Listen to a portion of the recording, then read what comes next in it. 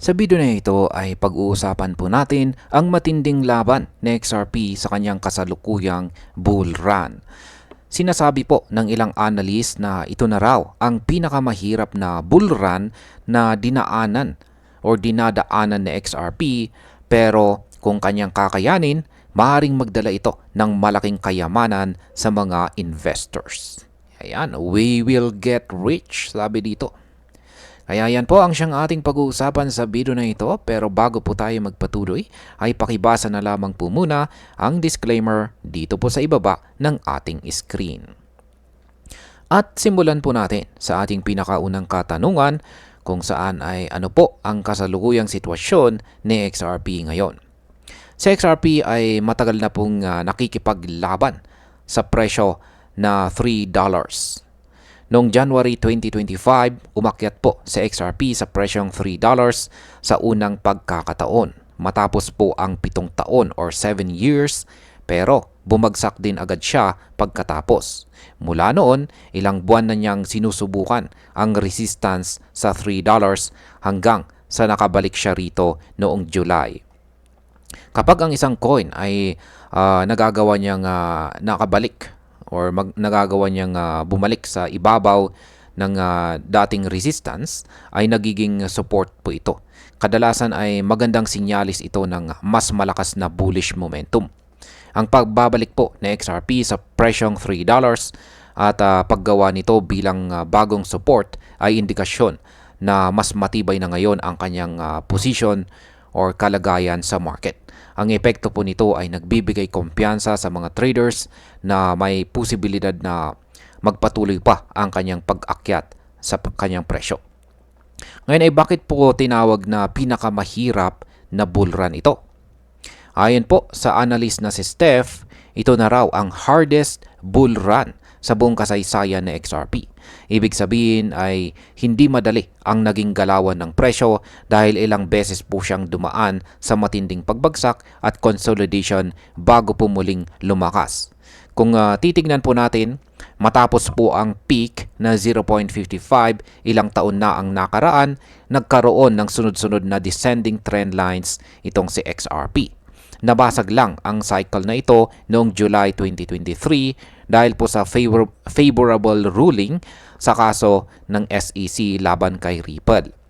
Ang breakout na ito ay nagdala sa kanya papunta sa presyong 0.94 peak. Kaya ang impact po nito sa market ay malinaw. Ang mga events gaya po ng court ruling ay kayang magpabago ng trend ni XRP. Ang ganitong klase ng volatility ay nagpapahirap po sa mga traders, pero kapag nalampasan, mas malakas ang susunod na galaw ng presyo. Ngayon ay ano po ang nangyari matapos ang 2024 na US elections? Yan, pagkatapos ng ruling ay bumagsak po muli sa XRP mula sa presyong 0.94 at nagkaroon po ng panibagong descending trend line. Yan, kitang-kita po natin dito sa chart na kanilang ibinahagi rito. Pero noong November 2024, matapos ang US election, nagkaroon po ulit siya ng breakout na nagtulak sa kanyang presyo pataas hanggang sa umabot ito sa presyong $3.4 noong January 2025. Kaya mahalaga po ang breakout na ito dahil ipinapakita nito na si XRP ay sensitibo rin sa global political events. Ang epekto nito ay nagiging mas predictable ang kanyang galaw kung nakatali sa malalaking balita. Sa pagkakataong ito, naging trigger po ang elections para makapasok muli ang malalaking investors at nagtulak sa presyo pataas. Ngayon ay paano naman po umabot si XRP sa kanyang kasalukuyang consolidation?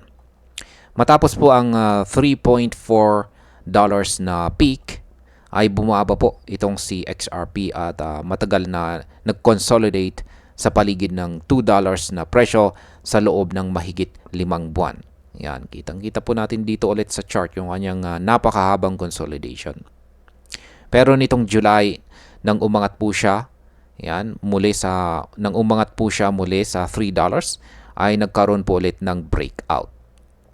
Ang matagal na consolidation bago po ang breakout ay kadalasang palatandaan ng paghahanda para sa mas malakas na galaw. Kapag matagal na nag-iipon ng lakas ang isang coin, mas malaki po ang posibilidad na tumaas ng mas matindi kapag natapos ang sideways trend. Posibleng ang kasalukuyang breakout ay simula ng panibagong matagalang uptrend para kay XRP. Ngayon ay totoo ba ang posibilidad na maaari pang tumaas sa XRP sa presyong $14? Yan, ayon po ulit kay Steph ay may posibilidad na umabot sa XRP sa $14. Ang kanyang chart projection ay nagpapakita ng possible uptick na katumbas po ng 348% increase mula sa kasalukuyang presyo na nasa $3.12. Kung mangyari ito, malaking pagbabago ang hatid nito hindi lang sa mga traders kundi pati na rin sa buong crypto market. Kapag nag 348% sa XRP, masisilip siya bilang isa sa pinakamalakas na coins sa cycle na ito. Magiging dahilan din ito ng mas maraming bagong investors na pumasok dahil po sa fear of missing out or FOMO. Yan. Ngayon ay ano naman ang sinasabi ng ibang mga analyst tungkol dito. Hindi lamang po si Steph ang naniniwala sa $14 na target. Nitong nakalipas po na May 2025, ang isang analyst po na si Papa ay nagsabi na si XRP ay screaming higher. Kahit nasa $2 pa lamang noon ang presyo, nagbigay po siya ng projection na aakyat ito hanggang $14 gamit ang Fibonacci targets. Bukod pa rito, noong March 2025 naman, si JD ay nagbigay din ng prediction na ang minimal target price na XRP ay $14. Kapansin-pansin na tatlong analyst na ang halos pare-parehong may target, kaya mas lumalakas po ang kumpiyansa or confidence ng mga traders sa posibilidad na ito. Ang impact po nito sa psychological, yan ay dahil kapag maraming analyst ang nagtuturo sa parehong presyo, mas dumadami po ang sumasakay na mga investors.